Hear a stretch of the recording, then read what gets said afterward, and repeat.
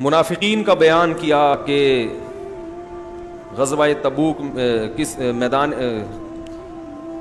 غزوہ تبوک کا آگے تفصیل سے ذکر ہے کہ منافقین غزوہ تبوک جو ہوئی تھی نا اس میں بہت لمبا سفر تھا اور گرمیاں تھیں شدید اور کھجور کے باغات پکے تیار تھے. اب کتنی بڑی آزمائش ہے, پورے سال کی محنت اب رنگ لا رہی ہے اور شدید گرمی, اور حکم دیا جا رہا ہے جہاد میں نکل جاؤ. کیسی قربانیاں ہیں صحابہ کرام کی, آپ دیکھو. عرب کی گرمی, اور تبوک آج بھی سعودی عرب میں ہے, اچھا خاصا دور ہے اور ریگستانی سفر ہے. ریگستان میں اتنے لمبے سفر کرنا اور اتنی شدید گرمی میں, اور یہ بھی نہیں کہ کوئی پکنک منانے جا رہے ہیں, وہاں دشمن سے کیا ہے, لڑائی. اور ایسے موقع پہ جب پورے سال کسانوں کی محنت ابھی پھل دے رہی ہے, اور ایسے موقع پہ اپنے قیمتی باغات کو چھوڑنے کا حکم ہے. تو اس موقع پر منافقین نے بڑا لعت و لعل سے کام لیا. ایکچولی مسئلہ یہ ہے, ابھی یہ پرابلم ہے. تو ہوا یہ کہ ان منافقین نے تو بہانے مارے, اور یہ فرض عین ہو گیا تھا جہاد, کیونکہ نبی نے سب کو نکلنے کا حکم دیا تھا. لیکن 3 صحابی تھے جو مخلص ہونے کے باوجود پیچھے رہ گئے. ایک کعب ابن مالک رضی اللہ تعالی عنہ, ہلال ابن امیہ اور مرارہ ابن ربیع. یہ 3 صحابی ایسے تھے جن کے پاس وسائل بھی تھے, مال بھی تھا, مگر یہ پیچھے رہ گئے. جب رسول اللہ صلی اللہ علیہ وسلم واپس لوٹے ہیں, حدیث میں آتا ہے کہ جب نبی تبوک کے مقام پہ پہنچے تو آپ نے فرمایا ما فعل کعب ابن مالک, کعب ابن مالک کہاں ہیں, وہ تو میرے بڑے مخلص صحابی ہیں, وہ کیسے پیچھے رہ گئے. کسی نے عرض کیا یا رسول اللہ حبسہ برداہ والنظر فی عطفی, یا رسول اللہ ان کے پاس مال آج کل بہت آیا ہوا ہے, دولت نے ان کو پیچھے روک لیا. کسی دوسرے نے کہا کہ بیس ما قلتا, تم نے بہت بری بات کی کعب ابن زہیر مالک کے بارے میں. یا رسول اللہ ما علمنا فیہ الا خیرا, ہم نے کعب ابن مالک میں ہمیشہ خیر پائی ہے, کوئی عذر ہوگا, ورنہ وہ پیچھے رہ جانے والوں میں سے بولو نہیں. جب یہ لشکر واپس لوٹا تو نبی صلی اللہ علیہ وسلم مسجد نبی میں بیٹھے, تو اب جو منافقین ہیں نا وہ آ کے اپنے آزار پیش کرنے لگے. میں اصل میں یہ مسئلہ میرا یہ ہو گیا تھا کہ وہ مجھے تو حکیم نے منع کیا جانے, تو میں اپنی طرف سے کہہ رہا ہوں, یعنی کچھ بھی الٹے سیدھے آزار, ڈاکٹر تو ہوتے نہیں تھے اس زمانے میں. میرے ساتھ ایکچولی یہ مسئلہ تھا, میرے ساتھ یہ نبی کو پتا تھا کہ یہ جھوٹ بول رہے ہیں. آگے سورہ توبہ میں آ رہا ہے یحلفون باللہ یعتذرون الیکم, یہ عذر کر رہے ہیں, سب جھوٹے عذر ہیں. لیکن نبی صلی اللہ علیہ وسلم ان کے زبان سے نکلے ہوئے کلمات پر فیصلہ کر رہے تھے کہ تم کہہ رہے عذر تھا تو ہم مان لیتے ہیں, حالانکہ آپ کو معلوم تھا کہ یہ جھوٹ بول رہے ہیں. لیکن نبی نے ان کے ظاہر کو مانا کہ ٹھیک ہے. یہ بھی ایک طریقہ ہوتا ہے کہ ہر چیز کا حساب نہیں لیا جاتا. یہ جو میں نے کل بتایا تھا نا, نبی نے منافقین کو کھڑا کر کے سب کو گولی سے کیوں نہیں اڑا دیا, سب کی گردنیں کیوں نہیں اڑا دی, اتنے منافقین پریشان کر رہے تھے. یہ بھی سیاست تھی. آپ صلی اللہ علیہ وسلم کو صحابہ نے کہا کہ ان کو قتل کر دیں. آپ نے فرمایا اگر میں قتل کروں گا تو مشرکین اور کافر کہیں گے ان محمدن یقتل اصحابہ, محمد صلی اللہ علیہ وسلم اپنے ساتھیوں کو بھی قتل کر دیتے ہیں, کیونکہ لوگوں کو کیا پتا کہ منافق ہیں. بہت مشکل ہے بھائی. دیکھو یہ کیسی بصیرت, کیسی حکمت, کیسی سیاست. ہمارے ہاں ہے کہ بس اڑا دو, یہ کر دو, وہ کوئی سیاست, کوئی بصیرت, کچھ بھی نہیں ہے. تو یہ ہمارے دینداروں کا حال ہے. نبی نے فرمایا میں اگر ان کو قتل کروں گا تو مجھے پتا ہے نا کہ منافق ہیں, اور آپ کو پتا ہے, کافروں کو تھوڑی پتا ہے. ان کا اسلام میں داخلہ رک جائے گا. وہ کہیں گے بھائی یہ تو بڑے سخت لوگ ہیں, ان کو تو اپنے ساتھیوں سے کبھی کوئی تھوڑا سا مسئلہ ہو تو گردن اڑا دیتے ہیں, یہ تو ڈر جائیں گے, اسلام میں داخلہ نہیں ہوگا, اس سے گویا اسلام بدنام ہوگا. تو یہ بھی کیا تھی نبی صلی اللہ علیہ وسلم کی سیاست. اور ہمیں سیرت سے یہ چیز بھی سیکھنی چاہیے کہ ہر صحیح کام کرنے کا نہیں ہوتا, اس میں گراؤنڈ ریئلٹی کو دیکھنا پڑتا ہے, دائیں بائیں دیکھنا پڑتا ہے, اس کے اثرات کیا پڑیں گے, افورڈ کر سکتے ہیں کہ نہیں کر سکتے. اڑا دو, یوں کر دو, اس کو فتویٰ دے دو ممبر پہ بیٹھ کے, ٹھیک ہے نا, حق بیان کر دو ڈنکے کی چوٹ پہ, جو ہوگا دیکھا, ابے اس کے اثرات کیا پڑ رہے ہیں لوگوں پہ ہیں. تو کچھ بھی نہیں دیکھتے, اور حق پرست عالم سمجھتے ہیں اس کو جو ڈنکے کی چوٹ پہ بیٹھ کے سب بیان, سب بتا دے. ایک دفعہ میں نے کہا سب, ایک صاحب مجھے کہنے لگا سب بتا دو مفتی صاحب. میں نے کہا سب بتا دیں, ہاتھ پاؤں کٹوا دیں, اپنے نہیں آپ کے, ٹھیک ہے. تو عالم وہ ہوتا ہے جو حکمت, مصلحت, حق بات کس وقت کہنی ہے اور کس انداز سے کہنی ہے، کون سا موقع ہے، اس موقع پر یہ کہنا بھی ہے کہ نہیں کہنا. بیگم پہلے ہی جلی بھنی بیٹھی ہے اور آپ نے اس کو اسی وقت بیٹھ کے نماز روزے کی تبلیغ کرنا شروع کر دی. وہ مانے گی؟ وہ کہے گی میں پیسے مانگ رہی ہوں اور ادھر کیا زکوٰۃ پر پورا بیان چل رہا ہے. آج کیا ہوا، میں جامع رشید میں ریکارڈنگ کروا رہا تھا، 11واں پارہ تھا پتہ نہیں 10واں، تو میں اس کا خلاصہ تیار کر رہا تھا نا دماغ میں، میرا دماغ پورا ادھر لگا ہوا. تو میرے ساتھ ایک دوست گئے تھے قاری صاحب، وہ بیٹھے ہوئے مجھے سمجھا رہے ہیں، مفتی صاحب دیکھو اللہ آپ سے بڑا دین کا کام لے رہا ہے، اور یہ جو ہے نا آپ جو قرآن کا خلاصہ پیش کر رہے ہو اس کی قدر کرو، یہ بڑا اللہ آپ سے کام لے رہا ہے. اب بار بار میرا دماغ ادھر، پھر میں ادھر آؤں، یار میں یہ خلاصہ تیار کر رہا ہوں. تو پھر وہ مفتی صاحب دیکھو اس پہ اللہ کا شکر ادا کرنا چاہیے، محنت کرنی چاہیے، چھوڑ نہیں دینا چاہیے یہ کام، شکر ادا کرنا چاہیے، جو شکر کرتے ہیں اللہ ان کو نوازتا ہے. پھر میں ادھر، اب وہ ٹائم ہو رہا ہے 6 بجے لائیو چلتا ہے نا، پھر میں ادھر، اب میں پھر جب دوسری دفعہ ہوں، میں نے کہا قاری صاحب پہلے مجھے بیان کرنے دو، پھر انشاءاللہ آپ کا بیان میں تفصیل سے سنوں گا. پہلے میں ایک دفعہ بیان کر لوں، پھر اس سے زیادہ لمبا بیان میں آپ کو یہاں بٹھا کے میں انشاءاللہ ڈیٹیل میں. مطلب یہ تھا کہ یہ اچھی بات ہے مگر یہ ابھی اس کا موقع، ابھی ایک آدمی دیکھ رہے ہو مصروف ہے اور جو ہے وہ ایک پریپریشن میں لگا ہوا ہے، تیاری میں لگا ہوا ہے، وہ خلاصہ تیار کر رہے ہیں اور آپ اس کو بیٹھ کے چاہے اپریشیٹ ہی کر رہے ہیں، چاہے تعریف ہی کر رہے ہیں، کچھ بھی کر رہے ہیں، لیکن ابھی یہ موقع نہیں ہے. تو میں نے جب ان کو یہ کہا نا، میں نے کہا ایسا ہے کہ پہلے میرا ہو جائے پھر میں آپ کا سن لوں گا. تو وہ ایک دم کلا بازی کھا کے ہنسے اور وہ مغرب تک ہنس رہے تھے، مغرب میں ملا پھر بھی ہنس رہے ہیں، کہہ رہے آپ نے جو تنبیہ کا جو اسٹائل تھا نا وہ اسٹائل بڑا مزیدار تھا. تو غصے میں کوئی بیٹھا ہوا ہو، آپ نے اس وقت جا کے اس کو سمجھانا شروع کر دیا، نماز پڑھا کرو، زکوٰۃ دیا کرو. وہ کہے گا میں پیسے مانگنے آیا ہوں، قرضہ مانگ رہا ہوں اور تو کیا کر رہا ہے. تو ہمارے ہاں اس چیزوں کا خیال نہیں کیا جاتا. تو اب کیا ہوا، نبی صلی اللہ علیہ وسلم جب واپس تشریف لائے، چونکہ یہ سورہ توبہ میں پوری غزوہ تبوک کو بڑی ڈیٹیل میں بیان کیا گیا ہے اور اس میں اس واقعے کو بھی اللہ نے ہائی لائٹ کیا ہے. تو نبی صلی اللہ علیہ وسلم جب واپس آئے تو منافقین جھوٹے جھوٹے آزار پیش کر رہے تھے، یہ ہو گیا، آپ کو پتا تھا جھوٹ بول رہے ہیں اور جھوٹی قسمیں اٹھا رہے ہیں، لیکن آپ نے ان کو چھوڑ دیا. جب کعب بن مالک آئے تو بڑے پریشان تھے کہ میں کیا کہوں گا، میں تو مخلص ساتھیوں میں سے ہوں. اور حضرت کعب بن مالک کہتے ہیں ہر جنگ میں نبی کے ساتھ شریک رہا ہوں میں. کہتے ہیں صرف بدر میں اس لیے نہیں کہ مجھے تو پتہ ہی نہیں تھا کہ یہ لڑائی ہو جائے گی، ورنہ ہر جہاد میں نبی کے ساتھ شریک رہا. کہہ رہے ہیں جب میں نبی کے پاس آیا تو آپ نے پوچھا کہ کیا عذر تھا تمہارا، الم یکن قد ابتعت ظہرک، کیا تم نے سواری نہیں خریدی تھی، تمہارے پاس تو سواری بھی تھی، سب کچھ تھا.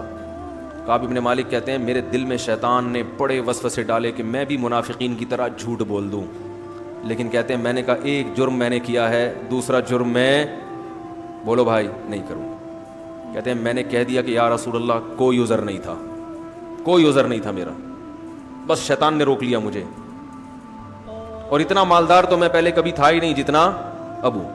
اور وہ جو 2 صحابی تھے وہ عمر زیادہ تھی ان کی، بوڑھے تھے، مرارہ ابن ربی اور ہلال ابن امیہ، انہوں نے بھی سچ سچ کہہ دیا. آپ صلی اللہ علیہ وسلم نے فرمایا قم، اٹھو، حتی یقضی اللہ فیک، جب تک اللہ تمہارے بارے میں کوئی فیصلہ نہیں کرتا تم یہاں سے چلے جاؤ. آپ ایسے غضبناک ہوئے کہ آپ صلی اللہ علیہ وسلم نے صحابہ کو حکم دے دیا کوئی بھی ان سے بات چیت نہ کرے، کیونکہ ایسی سخت لڑائی تھی، اتنی گرمی تھی، شدت تھی. ایسے موقع پہ اپنے ساتھیوں کا ساتھ چھوڑ دینا اچھا کام. اس سے پتہ چلتا ہے کہ اپنے سب ساتھی تھے نا صحابہ بھی ایسے موقع، اور اسی سے انسان کا پتہ چلتا ہے کون کتنے پانی میں ہے. وہ ایک شاعر کا شعر ہے نا، وَإِذَا يُحَاسُ الْحَيْثُ يُجْعَدْ وَإِذَا تَكُونُ كَرِيهَةً اُدْعَى لَهَا وَإِذَا يُحَاسُ الْحَيْثُ يُدْعَى جُنْدُبُ. کہہ رہے ہیں جب حلوہ پکایا جاتا ہے تو جندب کو بلایا جاتا ہے، اور جب گھمسان کی جنگ لڑی جاتی ہے تو مجھے کال کی جاتی ہے. ٹھیک ہے نا. تو غیرت مند لوگوں کو کب یاد کیا جاتا ہے؟ مشکل میں، اور وہ کیونکہ وہ مشکل میں ساتھ دیتے ہیں، اور جو ساتھ مشکل میں نہیں دے رہا، صرف افطار پارٹیوں میں تو آپ کے ساتھ آ رہا ہے، مشکلات میں آپ کا ساتھ چھوڑ دیتا ہے، وہ غیرت مند اور دوستی کے قابل نہیں ہے. یہ دوسروں کے بارے میں نہیں، ہمیں اپنے بارے میں سوچنا چاہیے کہ ہم ایسے، ہم تو ابھی پتہ ہے کیا ذہن میں آ رہا ہوگا، وہ جو بندہ ہے نا صحیح کہہ رہے ہیں مفتی صاحب اس کے بارے میں. ہمیں چاہیے کہ اس کے بارے میں، اپنے بارے میں، کہ کیا میں ایسا ہوں یا نہیں ہوں. تو نبی نے فرمایا جاؤ اللہ تمہارے بارے میں فیصلہ کرے گا، اور صحابہ کو حکم دے دیا کوئی ان سے بات چیت نہ کرے، اور بیویوں کو حکم دیا وہ بھی الگ ہو جائیں ان سے. صحابہ نے پوچھا کہ طلاق دے دیں، فرمایا نہ نہ نہ، طلاق مت دو، ان سے کہو الگ ہو جائیں، اپنے ماں باپ کے گھر چلی جائیں. وہ جو 2 صحابی تھے بوڑھے، انہوں نے کسی خادم کو بھیجا کہ نبی سے جا کے پوچھیں کہ ہم نہیں، ان کی بیویوں نے پوچھا نبی سے کہ یا رسول اللہ یہ بوڑھے ہمارے دونوں شوہر کیا ہیں، بوڑھے ہیں، ان کو خدمت کی ضرورت ہے، تو ہم اگر اپنے ماں باپ کے گھر چلی جائیں گی تو یہ بوڑھے شوہر کی خدمت کرنے والا کوئی بھی نہیں ہے. تو نبی نے حکم دیا کہ ٹھیک ہے تم گھر پہ رہو مگر یہ تمہارے پاس نہ آئیں. تو انہوں نے کہا یا رسول اللہ یہ ہمارے پاس آنے کی سکت نہیں رکھتے، کیونکہ جب سے ان کا بائیکاٹ ہوا ہے اور پتہ چلا ہے کہ نبی ناراض ہیں، یہ رونے کے علاوہ کوئی کام نہیں کرتے. کعب بن مالک کہتے ہیں کہ مجھے لوگوں نے مشورہ دیا کہ تم بھی اپنی بیوی سے کہو کہ جا کے نبی سے پرمیشن لے آئیں. فرماتے ہیں میں نے کہا کہ وہ تو بوڑھے تھے، میں جوان ہوں، مجھے تو شرم آ رہی ہے. نبی بولیں گے تمہیں کیا خدمت کی ضرورت ہے بھائی؟ فرماتے ہیں میں نے نبی سے یہ درخواست، بولو بھائی، نہیں. کہتے ہیں 1 دن 2 دن 3 دن 4 دن ایسی حالت ہو گئی کہ جس کا قرآن نے ذکر کیا ہے سورہ توبہ میں، ضاقت علیہم الارض بما رحبت، زمین اپنی کشادگی کے باوجود ان پر تنگ ہو گئی. فرمایا میں بازاروں میں نکلتا لوگ مجھ سے منہ پھیر لیا کرتے تھے. 1 دن 2 دن 3 دن 4 دن 5 دن، کہتے ہیں ایسا لگتا تھا کہ میں زمین کیا ہو گئی ہے. دیکھو اس موقع پر اگر ذرہ برابر بھی نفاق ہوتا یا ایمان کمزور ہوتا، ہم ہوتے تو ہم کیا سوچتے کہ بھئی ساری زندگی ہم نے ساتھ دیا، اپنا وطن چھوڑ کے ہجرت کی، ہر میدان میں نبی کا ساتھ دیا، اگر ایک لڑائی میں شریک نہیں ہوئے تو کیا ہو گیا؟ ہم یہ کہتے نا.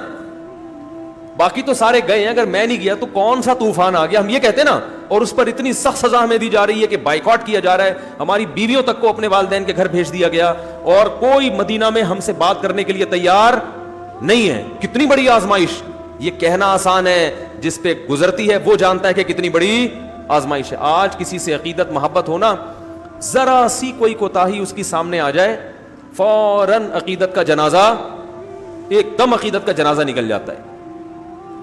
تو اس موقع پر روم کا بادشاہ تھا، پتہ نہیں فارس کا، مجھے یاد نہیں، اس کو جب پتہ چلا نا کہ کعب بن مالک جو سرداروں میں سے ہے اور ان کے ساتھیوں نے ان کے ساتھ یہ سلوک کیا کہ کوئی بات ہی نہیں کر رہا، تو اس نے ایسے موقع پہ دشمن فائدہ اٹھاتے ہیں نا، تو اس نے خط بھیجا کعب بن مالک کی طرف.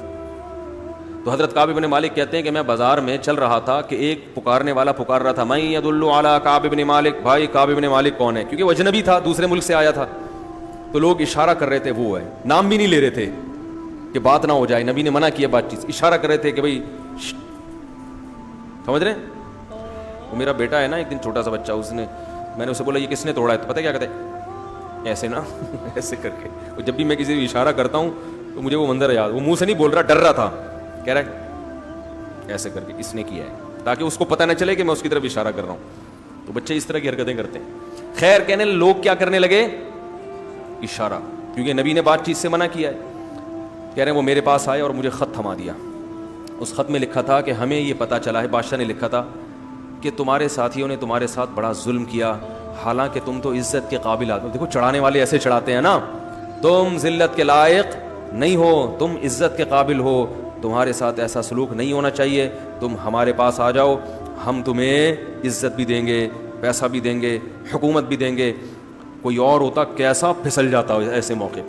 کعب بن مالک کہتے ہیں میں نے اس خط کو ایسے کر کے پھاڑا اور میں نے کہا جیسے ایک آزمائش میرے اوپر آئی تھی، اب یہ اللہ کی طرف سے ایک آزمائش میں ناکام ہوا تو اتنی سزا مل رہی ہے اللہ کی طرف سے. وہ سمجھتے یہ سب کس کی طرف سے ہو رہا ہے؟ اللہ کی طرف سے. انہوں نے کہا یہ اتنی بڑی آزمائش، پھاڑ دیا اس خط کو.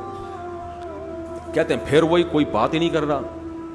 کہہ رہے میں جب مسجد نبی میں آ کے نماز پڑھتا، میں دیکھتا کہ نبی صلی اللہ علیہ وسلم میری طرف دیکھتے ہیں، لیکن میں جیسے ہی سلام پھیرتا تو آپ اپنے رخ کو میری طرف سے پھیر لیتے. کیسا شاک گزرتا ہوگا. یہاں تک کہ 40 دن اسی حال میں گزر گئے. جب 40 دن گزرے ہیں تو حضرت کعب بن مالک، کیونکہ مسجد نبی سے گھر تھا آپ کا دور، تو فجر کی نماز اپنے گھر کی چھت پہ پڑھ رہے تھے. ادھر نبی صلی اللہ علیہ وسلم کو نماز میں وحی ہوئی کہ اللہ نے کعب بن مالک اور باقی 2 صحابہ کی توبہ قبول کر لیا. تو آپ نے جیسے ہی سلام پھیرا، آپ نے صحابہ سے کہا کہ کعب بن مالک اور ساتھیوں کو خوشخبری دے دو کہ اللہ نے تمہاری توبہ، بولو بھائی، قبول کر لی. صحابہ یہ خبر سن کے اتنا خوش ہوئے، جیسے کوئی خوشخبری ہوتی ہے تو ہر آدمی چاہتا ہے کہ میں پہلے بتا دوں نا بھائی، اس ساتھی کو میں پہلے اطلاع دوں. تو وہ کہتے ہیں، کعب بن مالک خود بیان کرتے ہیں کہ میری طرف دوڑے. کہتے ہیں ایک نے کیا کیا، اس نے کہا دوڑنے سے بہتر ہے میں تیز رفتار گھوڑے کی پشت پہ سوار ہو کے جاؤں گا اور سب سے پہلے کعب بن مالک کو خوشخبری. تیسرے صحابی نے کیا کیا کہ گھوڑے کی رفتار سے زیادہ آواز کی رفتار ہے، وہ فوراً پہاڑ پہ چڑھ کر کعب بن مالک کے گھر کی طرف رخ کیا اور زور سے آواز ماری، یا کعب بن مالک ابشر، اے کعب بن مالک اللہ کی طرف خوشخبری قبول کرو. کہتے ہیں میں ابھی مسلح پہ بیٹھا تھا، وہ کیونکہ کان الصوت اسرع من الفرس، آواز کی رفتار گھوڑے کی رفتار سے، یہ خود صحابی کا بیان ہے، کہتے ہیں آواز کی رفتار گھوڑے کی رفتار سے تیز ہوتی ہے.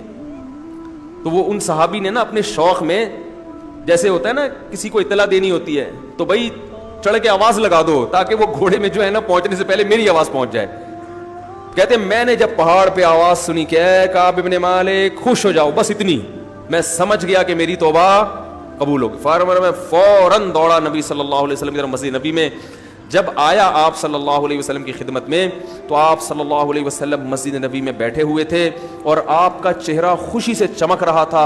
حتی اذا استنار کأن وجہہ قطعۃ قمر، نبی صلی اللہ علیہ وسلم جب خوش ہوتے تھے تو کعب بن مالک کہتے ہیں ایسا چہرہ چمکتا تھا جیسے 14ویں کا چاند، آپ کے چہرے پہ خوشی کے آثار.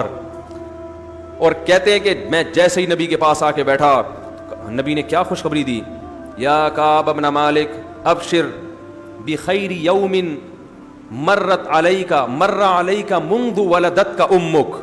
کیا بشارت دی، اے کعب جب سے تیری ماں نے تجھے جنا ہے اس سے زیادہ بہتر دن تیری زندگی میں نہیں آیا، ایسے دن کی مبارکباد قبول کرو. حضرت کعب نے فوراً کیا کہا، امن عندک ام من عند اللہ یا رسول اللہ، یہ آپ کی طرف سے خوشخبری ہے یا اللہ کی طرف سے؟ فرمایا لا بل من عند اللہ، یہ میری طرف سے نہیں، یہ کس کی طرف سے؟ یعنی وہ چاہ رہے تھے کہ نبی نے اپنی طرف سے معاف کیا یا اللہ نے کچھ حکم دیا ہے، تھوڑی تسلی چاہ رہے تھے نا. تو نبی نے کیا فرمایا، من عند اللہ، یہ معافی کس کی طرف سے ہے؟ پکا کام ہوا ہے، پکا. کہتے ہیں نا سپریم کورٹ کا فیصلہ ہے بھائی، یہ اس کو چینج نہیں کیا جا سکتا. یہ کس کا فیصلہ ہے؟ اللہ کا. کیسے خوش ہوئے کعب بن مالک، فوراً کہا یا رسول اللہ، جس اللہ نے میری توبہ قبول کی ہے، میری توبہ کی تکمیل یہ ہے کہ جس مال نے مجھے جہاد سے روکا سارا مال صدقہ، زیرو ہو جاؤں گا میں، سب کس کے حوالے؟ آپ کے حوالے، جہاں چاہیں خرچ کریں. نبی نے فرمایا نا نا نا نا ایسا نہ مت کرو، ٹھیک ہے نا، کچھ روکو اور کچھ سارا صدقہ کر دو گے. نبی تو اپنے ساتھیوں پہ خیر خواہ بھی تھے نا، ہم ہوتے ہم کہتے ہیں لے لیا، ہم کیا کہتے ہیں ابھی جو جیسے چندہ مانگنے والا جو ہوتا ہے نا وہ دیکھتا ہے لوگوں کو گرم کر کے ابھی نکال لو، ٹھیک ہے نا، چاہے وہ بعد میں جا کے رو رہے ہو یار سارے پیسے تو چندہ مانگنے والے کو جا کے دے آئے. اور وہ تو غربا پہ صدقہ کر رہے تھے. یا رسول اللہ سارا مال، یہ ہوتی ہے توبہ کی تکمیل. ہم لوگ توبہ کرتے ہیں، پتہ ہے کیسی توبہ؟ ہماری توبہ بھی ایسی ڈھیلی ڈھالی اور کمزور ہوتی ہے کہ تبھی وہ گناہ بار بار ہو رہا ہوتا ہے توبہ کرنے کی. کوئی نہ صدقہ ہوتا ہے ہم سے، گناہ کا جو چیز سبب بنی تھی اس سبب کو بھی نہیں چھوڑتے. صحابی نے کہا یہ مال سبب بنا ہے نا جہاد سے روکنے کا، تو یہ مال اب میں نہیں رکھوں گا، یہ سارے باغات جو اس زمانے کی کروڑوں کی مالیت ہوگی سب صدقہ. فرمایا نا نا نا سب نہیں، کچھ صدقہ کرو. غالباً 1/3 کا حکم دیا کہ 1/3 صدقہ کرو. تو کعب بن مالک کہتے ہیں کہ میں نے عزم کر لیا کہ اللہ نے مجھے سچ کی وجہ سے نجات دی ہے تو میں زندگی میں کبھی بھی جھوٹ نہیں بولوں. اللہ سے ایگریمنٹ کیا. اور فرماتے ہیں اس کے بعد اللہ نے مجھے بہت آزمایا. کئی مواقع پہ مجھے سچ بولنے میں نقصان ہو رہا تھا لیکن مجھے اپنا وعدہ یاد آتا تھا کہ میں کبھی بھی زبان سے غلط بیانی نہیں کروں. اور یہ پتہ ہے کعب بن مالک آخر عمر میں نابینا ہو گئے تھے اور اپنے بیٹے کو یہ واقعہ سنا رہے تھے پورا، جو صحیح بخاری صحیح مسلم کی حدیث میں. تو اللہ نے ان 3 صحابہ کا بھی اس میں ذکر کیا ہے سورہ توبہ میں. لقد تاب اللہ علی النبی والمہاجرین، اللہ نے توبہ قبول کر لی. اللہ متوجہ ہو گیا نبی پر، مہاجرین صحابہ پر اور انصار صحابہ پر. الذین اتبعوہ فی ساعت العسرہ، جنہوں نے اتنی سخت وقت میں پیغمبر کا ساتھ دیا، اللہ سب سے راضی ہو گیا، سب سے خوش ہو گیا اللہ. اب ان تین کا ذکر نہیں ہے، ان تین کا اللہ نے الگ سے ذکر کیا. وعلی الثلاثۃ الذین خلفوا، اور اللہ ان تین سے بھی راضی ہو گیا جن کو پیچھے رکھا گیا. اب دیکھو عجیب بات ہے، حالانکہ وہ تو خود پیچھے رہے تھے نا، لیکن اللہ کیا کہہ رہے ہیں پیچھے ان کو. اس سے پتہ چلتا ہے اللہ توبہ قبول کرنے کے بعد ان کو تانا نہیں دے رہا. گویا اللہ یہ بتا رہے ہیں کہ ایک حکمت تھی کہ ہم نے شیطان کو تم پہ مسلط ہونے دیا کہ چلو تم سے غلطی کرا دے، تاکہ لوگوں کے سامنے یہ آ جائے کہ صحابی سے اگر غلطی ہوتی ہے تو ان کی غلطی کو دیکھ کر بدگمان نہ ہونا، ان کی توبہ تمہاری توبہ سے کئی گنا تگڑی ہوتی ہے. علماء کہتے ہیں کہ بعض دفعہ انسان سے گناہ ہوتا ہے نا، ایسی توبہ کرتا ہے اور اللہ کا ایسا قرب حاصل کر لیتا ہے کہ گناہ نہ ہوتا تو ایسا قرب حاصل بولو بھائی نہ کرتا. اب ایسا نہیں کہ آپ گناہ کرنا شروع کر دیں، لیکن بعض دفعہ ایسا ہوتا ہے کہ اب دیکھو وہ تین صحابی اگر تبوک میں چلے جاتے تو وہ تبوک میں جانا اتنی بڑی آزمائش نہیں تھی، بہت بڑی تھی لیکن اتنی نہیں کہ جتنا 40 دن جو بائیکاٹ ہوا نا وہ اس سے بڑی آزمائش تھی. تو چھوٹی آزمائش میں ناکام ہونے کی وجہ سے اللہ نے بڑی آزمائش میں ڈالا، لیکن وہ بڑی آزمائش میں کامیاب ہو کر ان لوگوں سے بھی آگے نکل گئے ہوں گے جو تبوک میں گئے ہوں گے، تبھی ان کا الگ سے اللہ نے ذکر کیا. بہت مشکل ہے سمجھانا بھائی. تو اللہ والوں سے اگر کبھی کوئی گناہ ہو بھی جاتا ہے تو علماء کہتے ہیں ان کی توبہ ایسی تگڑی اور پاورفل ہو. مجھے لگ رہا ہے آپ لوگ جو ہے نا روزہ ووزہ ابھی تک چل رہا ہے آپ لوگوں کا، کچھ چہروں پہ کوئی ابھی کل وہ دیکھو پنجاب سے آئے نا آپ لوگ، جماعت آئی ہوئی ہے، یہ کہہ رہے ہیں یار پنجاب میں مفتی صاحب بیان کرو، دیکھو آگے سے کیسا رسپانس ملے گا. بولو بھائی، بولنے کی ضرورت ہی نہیں رہے گی، لوگ کہیں گے سبحان اللہ علم، یہاں چپ بیٹھے ہوئے جیسے کوئی ایلفی سے چپکا دیا ہے آپ لوگوں کو یہاں پہ. تو کیا کہہ رہا تھا میں؟ ہاں، تو اہل اللہ سے بعض دفعہ گناہ ہوتا ہے، یہ نہیں کہ کرتے رہتے ہیں، کبھی ہو بھی جاتا ہے. تو ان سے کبھی اگر گناہ ہو جائے تو فوراً بدگمان نہیں ہونا چاہیے، کیونکہ وہ ایسا گڑ گڑاتے ہیں اللہ کے سامنے، ان کو ایسا احساس ہوتا ہے کہ جو احساس عام آدمی کو نہیں ہوتا.